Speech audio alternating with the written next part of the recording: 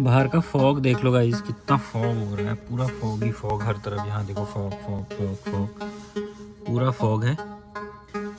और वेलकम है आपका नई वीडियो में फाइंड इट हियर की। बहुत दिनों बाद वीडियो आ रही है और उसके लिए माफ़ी, लेकिन आज वीडियो जो आ रही काफ़ी यूज़फुल है। और बेसिकली वीडियो आज होने वाली है हमारी इंश्योरेंस के ऊपर, और बहुत काम की वीडियो है।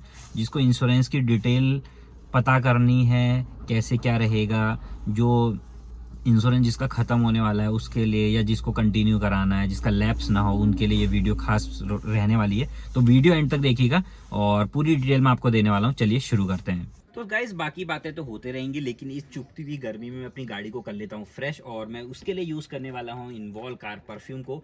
ये मेरे पास बहुत सारी इसकी रेंज है, जैसे कि स्नोफॉल और फ्रेंच वुड, और बहुत सारी और भी रेंजेस आती हैं। लेकिन ये मेरा जो फ्रेंच वुड है वन ऑफ माई फेवरेट है, क्योंकि मैं इसको लास्ट 50 डेज से यूज़ कर रहा हूँ। और सिंपली आपको क्या करना है, इसको ओपन करना है। ओपन करने के साथ आपको क्या क्या मिलेगा मैं बता देता हूँ। ये अच्छा क्यों है ये भी बता देता हूँ।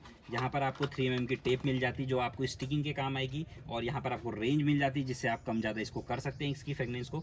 और सिंपली यूज़ आपको क्या करना है, यहाँ पर इसको ओपन करके यहाँ से ये चीज़ रिमूव करके सिंपली यहाँ पर इसको ऐसे पेस्ट कर देना है। तो गाइज मेरी तो गाड़ी हो गई है फ्रेश, और अगर आपको भी करनी है अपनी गाड़ी फ्रेश और with spill proof high fragrance perfume, और साथ ही साथ अच्छी खासी परफॉर्मेंस वाला परफ्यूम के साथ, तो जस्ट आप डिस्क्रिप्शन में जाके लिंक प्रोवाइड है, वहाँ पर आप क्लिक करिए और मेरा कूपन कोड यूज़ करिए फाइंड इट हियर। उसके साथ आपको 10% का डिस्काउंट मिलेगा, और साथ ही साथ आप अपने हिसाब से ढेरों वैरायटी के कोई भी कार परफ्यूम प्रोडक्ट खरीद सकते हैं। तो गाइज सबसे पहले मैं बता दूं कि इंश्योरेंस के बारे में। इंश्योरेंस बेसिकली आपकी गाड़ी को प्रोटेक्ट करता है, एज यू ऑल नो। और ये सामने वाली की गाड़ी के लिए भी, आपकी वाली गाड़ी के लिए भी, इन एक्सीडेंट केसेस में, या कुछ आपकी गाड़ी थेफ्ट हो जाती है, कुछ भी हो जाता है, तो उन केसेस में आपको काफ़ी ज़्यादा सपोर्ट हेल्प करता है, और आपको गाड़ी सही कराने में मदद करता है विद फ्री ऑफ कॉस्ट कह लीजिए, या सिर्फ फाइल चार्ज कह लीजिए, क्योंकि अगर जब आपने इंश्योरेंस कराया हो तो। आज जिस टॉपिक पे मैं बात करने वाला हूँ वो 2-3 टॉपिक्स हैं, इंश्योरेंस के अंदर ही रहेंगे। पहला टॉपिक ये है कि इंश्योरेंस जब आपने लिया है तो कैसे करके लिया है, और अगर आप नई गाड़ी लेने जा रहे हैं तो इंश्योरेंस कैसे करके लें। दूसरा टॉपिक ये है, अगर आपने इंश्योरेंस चल रहा है तो उसको कंटिन्यू कैसे करना है ताकि आपका लैप्स ना हो, और क्या क्या चीज़ों पे ध्यान देना है। और तीसरा, अगर आपने इंश्योरेंस ले लिया है कंटिन्यूटी वाला, मतलब कि लैप्स ना हो और इंश्योरेंस ले लिया है, तो उसको चेक करने के लिए क्या चेकअप्स हैं, मतलब क्या कैसे आप चेक कर सकते हैं, वो सारी चीज़ों के बारे में बात करने वाले हैं। तो सबसे पहले पॉइंट पे आ जाते हैं कि इंश्योरेंस कौन सा लेना चाहिए, और जब आप गाड़ी ले रहे हैं उस टाइम लेना चाहिए या खुद कराना चाहिए, सारी चीज़ें मैं आपको डिटेल में बताने जा रहा हूँ।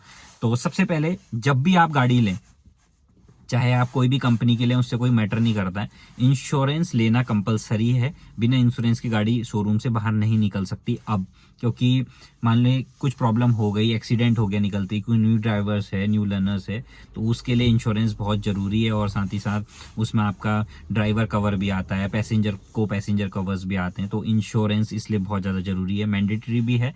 तो जब भी आप गाड़ी लें इंश्योरेंस तो आपको लेना ही है। लेकिन यहाँ पर दो तीन चीज़ें हैं जो मैं आपको बता दूं।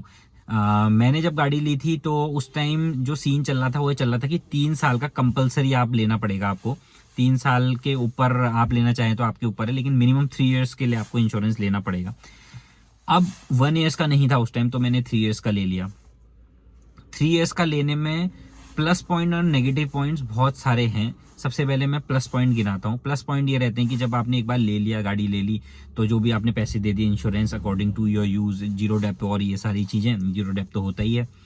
और जीरो डेप का मतलब है आपकी इंजन और आपकी गाड़ी की ओवरऑल प्रोटेक्शन इंश्योरेंस क्लेम में मिल जाएगी, आपको कोई दिक्कत नहीं होने वाली, इसलिए जीरो डेप तो आपको लेना जरूरी है। तो 3 इयर्स का वहाँ पर कंपलसरी होता है, उस टाइम होता था, तो मैंने 3 इयर्स का ले लिया था। लेकिन 3 इयर्स में प्लस पॉइंट ये है कि आपको एक बार बार झंझट नहीं पालनी, फिर कराना है, फिर जाना है। अगर आप बहुत बिजी पर्सन हैं तो एक बार आप लेके इस चीज़ों से शॉर्ट आउट, मतलब हो सकते हैं कि कोई दिक्कत नहीं, मैंने ले लिया, बात खत्म हो गई।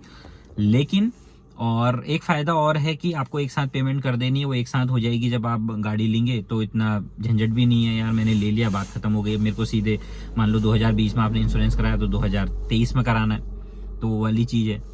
एक प्लस पॉइंट ये है। दूसरा प्लस पॉइंट ये है कि सेम कंपनी के थ्रू हो जाता है, बार बार आपको रिन्यू कराने के लिए इधर उधर नहीं भटकना है, और पॉलिसी बाजार या कोई कोई भी कंपनी से आप करा सकते हैं, लेकिन बार बार उनके कॉल्स और वो बहुत ज़्यादा परेशान करते हैं। एक बार आपने वहाँ नंबर डाल दिया तो बहुत ज़्यादा परेशान करते हैं, तो उन चीज़ों से भी आप बच सकते हैं। ये इसका प्लस है।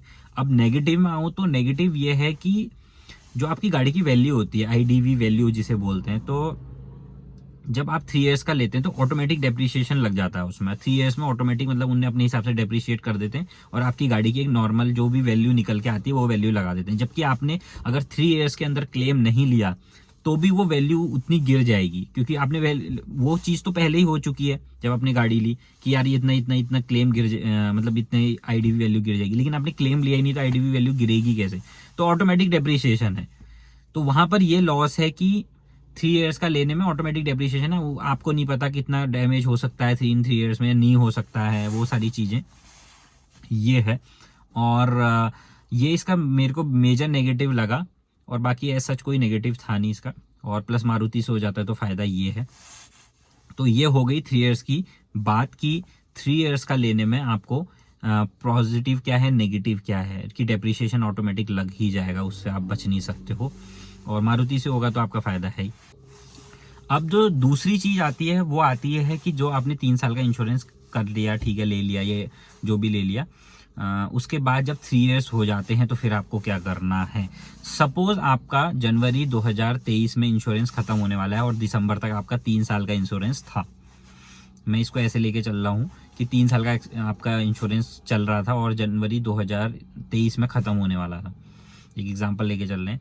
तब आपको क्या करना है?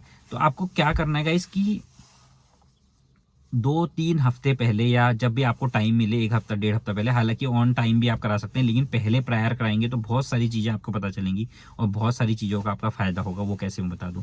सपोज अभी मैंने जो इंश्योरेंस लिया है अपनी गाड़ी का वो 3 साल के लिए पहले से था, अभी ख़त्म होने वाला था, तो मैंने 1 हफ्ते पहले ही उसको कंटिन्यू करा लिया है, लैप्स नहीं हुआ है।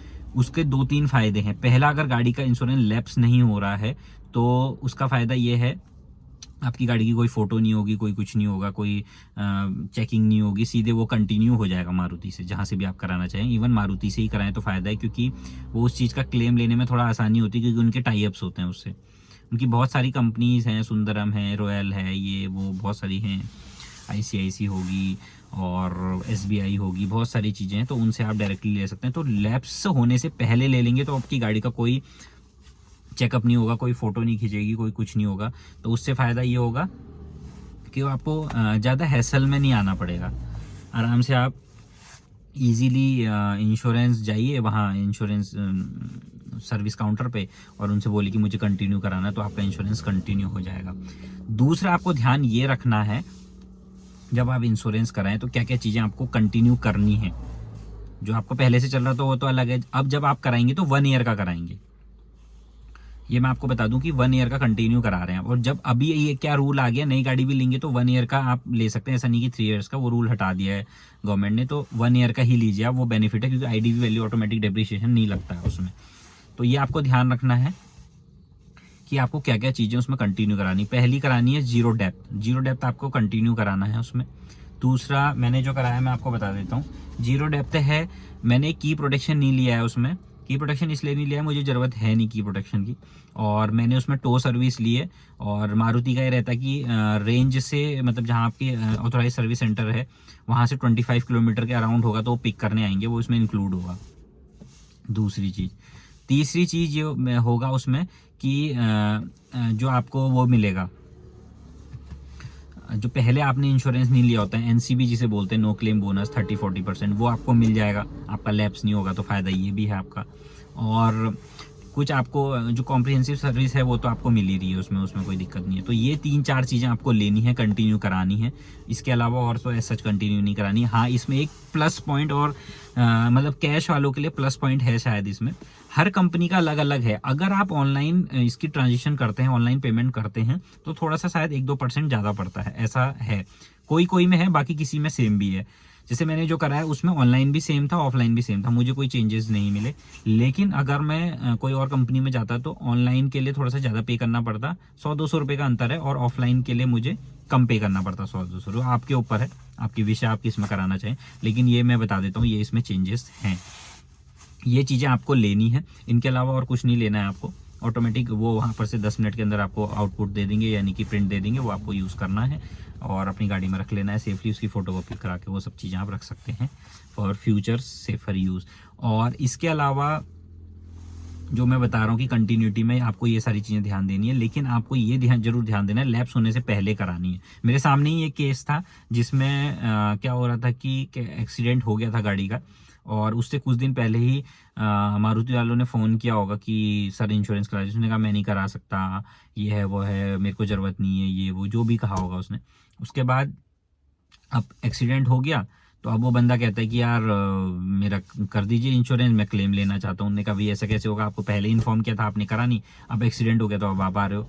फिर वो गुस्से में चले गया, लेकिन गलती उसी की थी, उसको ये चीज़ पहले ध्यान रखनी चाहिए थी। तो ये सेकंड पॉइंट आप ज़रूर ध्यान रखिए कि इंश्योरेंस आपको कंटिन्यू रखना है, टाइम स्लैब से पहले कंटिन्यू रखना है, और साथ ही साथ ये सारी चीज़ें आपको जीरो डेप ऑफ ले लेनी है। प्राइसिंग का ज़्यादा कुछ डिफरेंस आएगा नहीं, पहले वाले से तो ऑटोमेटिक आएगा डिफरेंस, और आपकी गाड़ी की वैल्यू कितनी लग रही है वो भी डिपेंड करता है। तो ये है सेकंड पॉइंट जिसमें आपको 1 ईयर का इंश्योरेंस लेना है with all these 3-4 things like zero depth, की कवर आप ले सकते हैं, और टो सर्विस एंड ऑल। तो ये है सेकंड पॉइंट। तो गाइज अब जो थर्ड पॉइंट आता है, वो थर्ड पॉइंट इंपॉर्टेंट बहुत ज़्यादा है, और ये आपको कहीं भी ध्यान रखना है। जब आप इंश्योरेंस करा लेते हैं फर्स्ट ईयर का तो ऑटोमेटिक कंपनी से मिलेगा, जब आप रिकंटिन्यू करा रहे हैं उसको, या आप लैप्स होने से पहले कंटिन्यू करा रहे हैं 1 ईयर का, तो पैसे दे दिए, पॉलिसी आपको मिल गई, सब कुछ हो गया। लेकिन आपको ये ध्यान रखना है कि क्या मेरी पॉलिसी ऑनलाइन भी शो कर रहा है, कि मेरा मतलब दिखा रहा है कि यार पॉलिसी हुई है या नहीं है, सिर्फ मेरे को पेपर मिल गए। तो जो एक ऐप है इंडियन गवर्नमेंट की एम परिवहन, उसमें जाके आप देखिए, उसमें आपकी कंटिन्यूटी दिखानी चाहिए कि कितने साल के लिए मैंने कराई थी, कितने साल के लिए है, मतलब जो आपने पॉलिसी कराई है वो उसमें रिफ्लेक्ट हो जानी चाहिए क्या 2 दिन में। अगर नहीं हो रही तो तुरंत आप उनके पास जाइए जहाँ से आपने इंश्योरेंस कराया है, और तुरंत उनको बोलिए कि मेरी रिफ्लेक्ट नहीं हो रही, क्योंकि ये बहुत लोगों के साथ हो चुका है, मेरे फ्रेंड्स लोगों के साथ भी। उनका क्या हुआ, बाहर से कराई उनने कहा इंश्योरेंस हो चुका है, और एकदम से क्या हुआ कि गाड़ी का एक्सीडेंट हो गया। भाई बंदा जब करा लेता है इंश्योरेंस के बाद देखता नहीं, उसने कहा इंश्योरेंस तो है ही, चलो ठीक है चल रहे। एक्सीडेंट हो गया, एक्सीडेंट होने के तुरंत बाद क्या हुआ, जब इंश्योरेंस उसने देखा एम परिवहन में, उनने कहा दिखाओ, तो भैया वहां तो रिफ्लेक्ट ही नहीं है, पुराना दिखा रहा है, उसकी हालत खराब हो गई।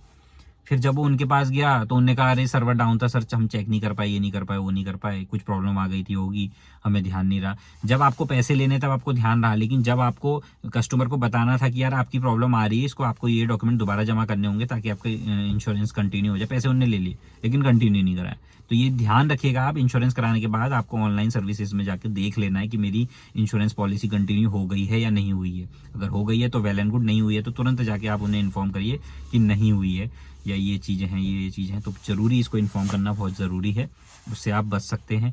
क्योंकि चीज़ें आप पैसे तो दे देंगे लेकिन रिफ्लेक्ट हो रही नहीं हो रही है, वो आप ऑनलाइन ही पता कर सकते हैं। तो वहाँ जाके वो ज़रूर देखिए और स्टे अलर्ट, ताकि ये चीज़ें आपके फ्रॉड ना हो बेसिकली आपके साथ। और ये फ्रॉड होने के ज़्यादा चांसेस कब हैं, जब आप थर्ड पार्टी इंश्योरेंस कराते हैं। थर्ड पार्टी का मतलब वो वाला थर्ड पार्टी नहीं, मतलब आप कंपनी से ना करा के किसी और कंपनी बाहर से करा लेते हैं, कोई थर्ड पार्टी से, कहीं शॉप खुली है या कुछ ऐसी ऑनलाइन वो हैं पॉलिसीज़ जहाँ पॉलिसी देते हैं, वहाँ से कराएंगे तो हो सकता है ये दिक्कत हो जाए। तो ये चीज़ आपको बहुत ज़्यादा ध्यान रखनी है। तो गाइज मैं पूरी चीज़ें आपको क्लियर कर चुका हूँ, फर्स्ट सेकंड थर्ड पॉइंट, ये चीज़ें बहुत ध्यान रखने वाली हैं इंश्योरेंस के रिगार्डिंग। मैंने आपको सारी चीज़ें क्लियर कर दी हैं। फिर भी कुछ आपके डाउट हैं, इंस्टाग्राम हैंडल पे फाइंड इट हियर पे पूछ सकते हैं। और होप्स आपको वीडियो अच्छी लगी होगी, अच्छी लगी तो प्लीज़ वीडियो को लाइक करें, सपोर्ट करें चैनल को, ताकि हम आपको और ऐसी वीडियो की इन्फॉर्मेशन दे पाएँ। और बहुत प्रिसाइजली टाइम निकाल के आप लोग को इन्फॉर्मेशन देनी पड़ती है, और अच्छा भी लगता है, आप लोग रिवॉर्ड करते हैं और साथ ही साथ आपको इन्फॉर्मेशन पहुंच रही है जो हमें पता है, जो हम फेस कर रहे हैं। तो थैंक यू सो मच, और मिलते हैं ऐसी कुछ इन्फॉर्मेटिव नेक्स्ट वीडियो में।